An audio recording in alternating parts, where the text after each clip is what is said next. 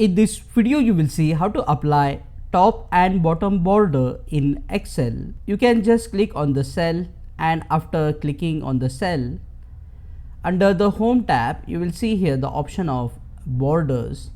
Click on the small downward triangle and here you will see the option of bottom border.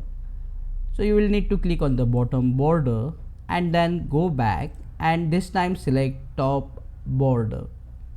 So after selecting this, as you can see, we have the borders, and if you want to change the color of these borders, you just need to click on the cell, go to borders option, and then go to the line color option. Select the color of the line, for example blue color, and then click on the borders option.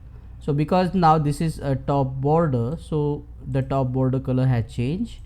To change the bottom border color, you will need to go back and then select this time bottom border, click on the drop down, and then this time select the line color. For example, let's say blue color again. You can also change the line style if you want to, for example double, dash, or a dotted.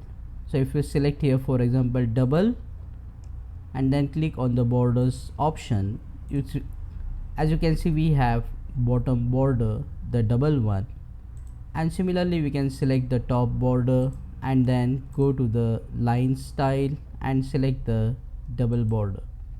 If you see a pencil icon like this, just press escape on your keyboard to get out of the border mode.